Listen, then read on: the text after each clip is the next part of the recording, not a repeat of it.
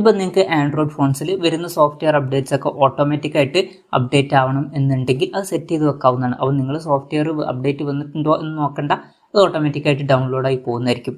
അപ്പം അതെങ്ങനെ സെറ്റ് ചെയ്യാം എന്നുള്ളതിനെ കുറിച്ചിട്ടാണ് ഈ ഒരു വീഡിയോയിൽ നമ്മൾ പറയാൻ പോകുന്നത്. അതിന് വേണ്ടിയിട്ട് സെറ്റിങ്സ് ഓപ്പൺ ചെയ്യാം.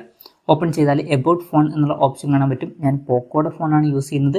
അപ്പം അതിൽ എബൌട്ട് ഫോൺ എന്നുള്ളതിലാണ് ഈ ഒരു ഓപ്ഷൻ കിടക്കുന്നത്. അതിൽ ക്ലിക്ക് ചെയ്യുക. ചിലപ്പം ഇത് മുകളിലായിരിക്കും ഉണ്ടാവുക, ചിലപ്പോൾ ഇത് താഴെയായിരിക്കും ഉണ്ടാവുക. എന്തായാലും അതിൽ ക്ലിക്ക് ചെയ്താൽ ഇവിടെ MIUI വെർഷൻ എന്നുള്ള ഓപ്ഷൻ കാണിക്കുന്നുണ്ട്. ചിലതിൽ അത് സോഫ്റ്റ്വെയർ എന്നുള്ള രീതിയിലായിരിക്കും കാണിക്കുന്നുണ്ടാവുക. ഇനി എന്തെങ്കിലുമൊക്കെ ഡൗട്ട് ഉണ്ടെന്നുണ്ടെങ്കിൽ ബാക്കിൽ വന്നിട്ട് സോഫ്റ്റ്വെയർ എന്നുള്ളത് സെർച്ച് ചെയ്താൽ മതി.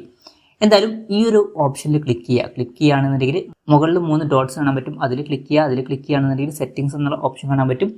അതിൽ ക്ലിക്ക് ചെയ്താൽ ഫസ്റ്റ് നമുക്ക് ഡൗൺലോഡ് ഓട്ടോമാറ്റിക്കലി എന്നുള്ള ഓപ്ഷൻ കാണാൻ പറ്റും. അത് ഓണാക്കി വെക്കുക. പിന്നെ മൊബൈൽ ഡാറ്റ വെച്ചിട്ടാണ് ഈ ഒരു സോഫ്റ്റ്വെയർ അപ്ഡേറ്റ് ആവേണ്ടത് എന്നുണ്ടെങ്കിൽ ഡൗൺലോഡ് യൂസിങ് മൊബൈൽ ഡാറ്റ എന്നുള്ളതും കൂടി ഓണാക്കി കൊടുക്കുക. അങ്ങനെയാണെന്നുണ്ടെങ്കിൽ മൊബൈൽ ഡാറ്റ വെച്ചിട്ട് അത് ഡൗൺലോഡ് ആവുന്നതായിരിക്കും. അല്ല എന്നുണ്ടെങ്കിൽ വൈഫൈ കിട്ടിയാൽ മാത്രമേ ഈ ഒരു സോഫ്റ്റ്വെയർ ഡൗൺലോഡ് ആവുള്ളൂ. അപ്പം അതും ശ്രദ്ധിക്കണം.